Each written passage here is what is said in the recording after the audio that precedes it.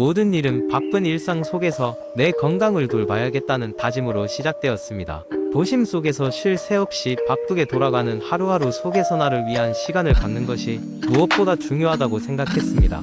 그렇게 나는 홈트를 시작하기로 결심했습니다. 처음엔 어디서부터 시작해야 할지 막막했습니다. 헬스장에 갈 시간도 마땅치 않았고 그곳에서의 첫걸음도 왠지 모를 어색함이 동반되었습니다. 그래서 집에서 간단히 할 수 있는 운동법을 찾아보기 시작했습니다. 유튜브와 다양한 블로그를 참고하면서 나만의 루틴을 계획했습니다. 첫 번째로 선택한 운동은 스쿼트였습니다. 공간도 필요 없고 자세만 잘 잡으면 효율적으로 하체를 단련할 수 있다고 하니 매력적으로 다가왔습니다. 목표는 하루 50개, 처음엔 10개도 버거웠지만 날이 갈수록 조금씩 개수를 늘려갔습니다. 중요한 것은 속도가 아니라 꾸준함이라는 것을 깨달았습니다. 다음으로는 플랭크에 도전했습니다. 배와 등, 전신 근육을 키우는데 이보다 좋은 운동은 없을 거라 생각했습니다. 첫 플랭크에서 30초를 버티기도 힘들었지만 매일 조금씩 시간을 늘렸고 줄어드는 뱃살을 상상하며 즐거운 마음으로 운동했습니다. 팔 근육도 놓칠 수 없었지요. 집에 있는 간단한 페트병 있죠? 그 안에 물을 채워 덤벨로 사용했습니다. 처음엔 가볍게 시작했지만 팔 근육이 점점 생기면서 물의 양을 늘려갔습니다. 운동을 하면서 처음엔 불가능하다고 느낀 것들이 점점 가능해지는 경험이 무척 신났습니다. 물론 홈트를 하며 지칠 때도 있었습니다. 누구나 다 그런 순간을 맞이할 거라 생각합니다. 그럴 때마다 저는 나만의 작은 보상을 설정했습니다. 일주일을 꽉 채워 운동에 성공한 주말에는 좋아하는 음식을 먹는다든지 영화를 본다든지 하는 작은 행복들을 챙기는 것이 큰 도움이 되었습니다. 마침내 몇 개월이 지나 홈트는 이제 나의 일상에서 빼놓을 수 없는 부분이 되었습니다.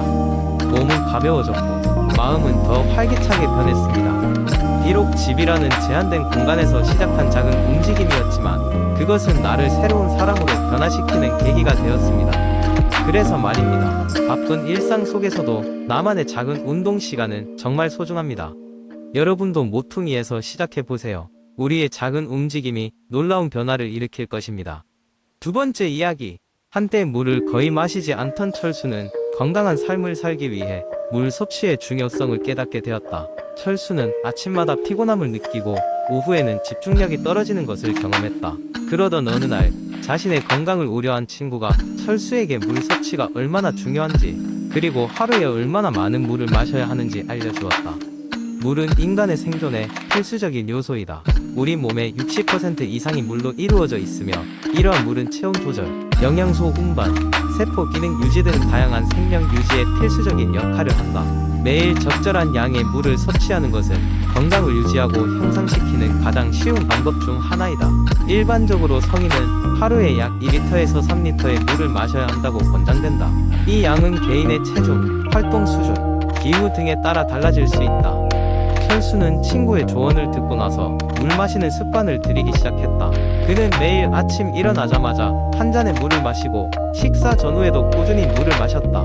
또한 물병을 항상 가지고 다니며 수시로 물을 마시는 것을 생활화했다.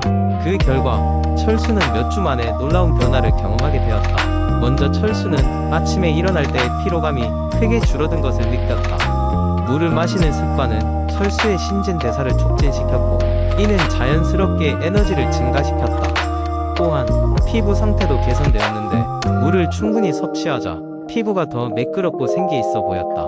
이는 물이 체내 독소를 배출하고 조직을 촉촉하게 유지하기 때문이었다. 집중력 또한 향상되어 직장에서의 업무 효율이 높아졌다. 물은 뇌의 기능을 최적화하는 데 도움을 주며 이는 집중력과 기억력에 긍정적인 영향을 미친다. 철수는 또한 물 섭취가 체중 관리에 있어서도 큰 도움이 되었다는 것을 깨달았다. 식사 전에 물을 마시면 자연스럽게 식사량이 줄어들었고 불필요한 간식을 덜 먹게 되었다. 물은 또한 소화를 도와주어 철수는 이전보다 편안하고 가벼운 느낌을 받을 수 있게 되었다. 철수는 물 섭취의 중요성을 깨닫고 나서 가족들과 친구들에게도 이 정보를 공유하기 시작했다. 그는 물 마시기 챌린지를 만들어 주변 사람들과 함께 실시하며 모두가 함께 건강한 라이프 스타일을 만들어 나가기로 했다. 철수와 그의 친구들은 물을 마시는 것이 단순한 일이지만 그로 인한 건강상의 이점은 결코 작지 않다는 것을 새삼 느끼게 되었다. 결국 철수는 물 섭취가 단순히 목을 축이는 행위가 아니라 전반적인 삶의 질을 향상시키는데 얼마나 중요한 역할을 하는지를 몸소 체험하게 되었다. 그 눈물은 생명의 원천이라는 말을 가슴 깊이 새기며 앞으로도 꾸준히 물을 섭취하며 건강한 삶을 지속해 나가기로 다짐했다. 세 번째 이야기한 때 계절이 풍성한 색으로 풍경을 물들이는 아기자기한 마을에 엘라라라는 여성이 살고 있었습니다. 그녀는 힘든 직장과 가족 책임을 균형 있게 처리하며 하루 종일 열심히 일했습니다. 하지만 그 권태로운 삶 속에서 엘라라는 건강한 삶을 살고자 하는 갈망을 느꼈습니다. 어느 맑은 가을 아침, 나뭇잎이 발밑에서 사각사각 소리를 내며 엘라라는 더 나은 건강을 향한 여정을 시작하기로 결심했습니다. 바람의 부드러운 속삭임과 가까운 친구들의 격려에 힘입어 그녀는 변화가 필요하다는 것을 알고 있었지만 어디서 시작해야 할지 몰랐습니다.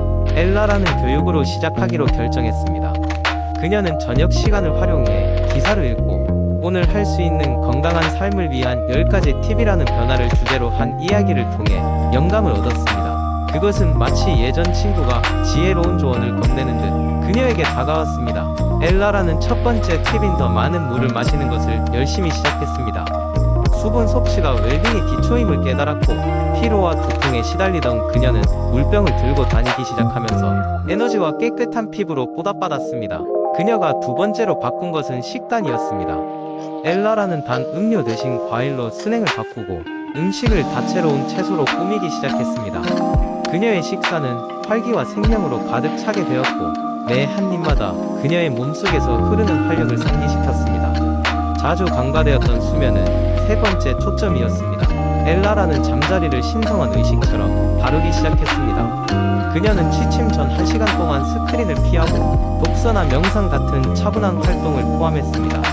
편안한 잠은 그녀를 재충전시켜 주었고 기분과 정신적 맑음을 향상시켰습니다. 운동도 잊히지 않았습니다. 엘라라는 체육관에 가는 것보다 아침 산책의 즐거움을 발견했습니다. 신선한 아침 공기 속의 매 걸음은 그녀의 정신을 되살리며 흐르는 개울 옆 길은 그녀의 성소가 되었습니다. 마음 챙김은 다섯 번째 팁이었습니다. 엘라라는 판단 없이 현재 순간에 존재하는 연습을 시작했습니다. 혼돈 속에서도 호흡에 집중함으로써 고요함을 찾고 이는 그녀를 현재에 고정시켜 주었습니다. 여섯 번째 변화는 환경을 정리하는 것이었습니다. 엘라라는 소지품을 정리하며 기쁨을 주는 것만 남기기로 결정했습니다. 미니멀한 공간은 마음과 목적의 명확성을 반영하며 그녀를 더 가볍고 집중된 느낌으로 만들었습니다. 커뮤니티 연결은 일곱 번째 단계였습니다. 엘라라는 지역 커뮤니티 센터에서 자원봉사를 시작하며 다른 이들이 건강을 찾도록 도왔습니다. 이는 그녀의 영혼을 키우고 개인의 한계를 넘어 세상을 확장해 주었습니다. 스트레스 관리는 다음 단계였습니다. 엘라라는 자신의 생각과 감정을 저널링하며 마음의 엉킴을 풀어갔습니다. 이 페이지는 꿈과 성찰의 캔버스가 되어 스트레스의 부담을 덜어주었습니다. 아홉 번째 제안은 취미를 기르는 것이었습니다. 엘라라는 그림 그리기를 재발견하며 색과 창의성 속에 자신을 잃었습니다. 이는 잊었던 열정을 되살려 주었고 기쁨과 성취감을 안겨주었습니다. 마지막으로 자기 연민이 그녀의 여정을 마무리 있었습니다. 엘라라는 자신을 용서하고 불완전함을 포용하며 작은 승리를 축하하는 방법을 배웠습니다. 그녀는 건강한 삶이 목적지가 아닌 지속적인 성장의 여정임을 깨달았습니다. 시간이 흐르며 엘라라는 자기 내부의 미세하지만 강력한 변화를 알아차리기 시작했습니다. 과거의 무게는 가벼워졌고 그녀는 삶에 대한 새로운 열정을 느꼈습니다. 그녀의 여정은 마을 사람들에게 영감을 주며 긍정의 물결을 일으켰습니다. 이렇게 변화와 성장의 마법적인 주기 속에서 엘라라는 단지 더 건강한 몸을 얻은 것이 아니라 그녀의 영혼을 재각성하게 되었고 때로는 가장 쉬운 발걸음이 가장 뜻깊은 변화를 가져다 준다는 것을 발견했습니다. 네 번째 이야기, 한여름의 더운 오후 나는 가족들과 함께 고향 마을로 여름 휴가를 떠났다. 언제나 그렇듯 시골로의 여행은 항상 우리의 마음을 설레게 한다. 끝없이 펼쳐진 푸른 들판, 소박한 농가, 그리고 자연의 소리가 어우러진 그곳은 도시에서 쌓인 모든 스트레스를 잊게 해주는 안식처와 같았다. 우리 가족은 마을 외곽에 위치한 작은 집에 머물고 있었고 그곳은 편안한 소파와 작지만 아늑한 마당이 있는 완벽한 휴양지였다. 하루는 가족들이 다같이 들판에서 피크닉을 즐기고 있을 때였다. 어린 조카들이 뛰어놀던 중 갑자기 작은 사고가 발생했다.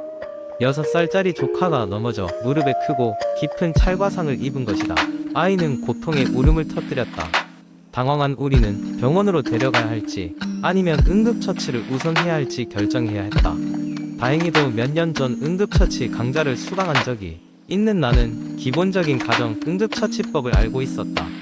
우선 상처 부위의 출혈을 멈추기 위해 깨끗한 천으로 압박을 가했다. 출혈이 멈춘 후에는 생리식염수로 상처 부위를 부드럽게 세척했다. 그리고 상처 부위에 소독제를 바른 후 멸균된 드레싱을 사용해 잘 감싸주었다. 그동안 우리 어머니는 조카를 안아주며 마음을 안정시키기 위해 따뜻한 말로 계속 달래고 있었다. 이처럼 응급처치법은 병원을 가기 전 그리고 때로는 병원까지 가는 동안 무언가 큰 문제를 예방할 수 있는 중요한 기술이다. 응급처치법을 알고 있는 것만으로도 이러한 상황에서 당황하지 않고 효과적으로 대처할 수 있었다. 그날 저녁 우리는 무사히 응급처치를 마친 후 가장 가까운 병원을 방문하여 조카의 상태를 정확히 점검받을 수 있었다.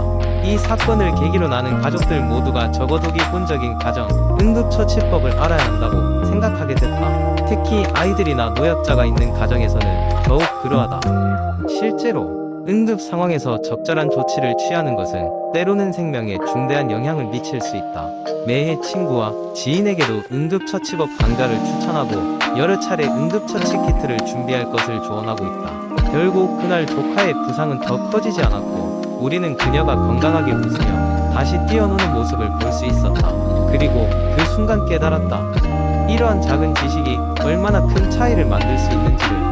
병원을 가기 전에 알아야 할 가정 응급처치법은 단순한 방법 이상의 것이었다. 그것은 가족의 안전과 평온을 지키기 위한 하나의 방패였다. 이 글이 그 의미를 전할 수 있기를 바란다.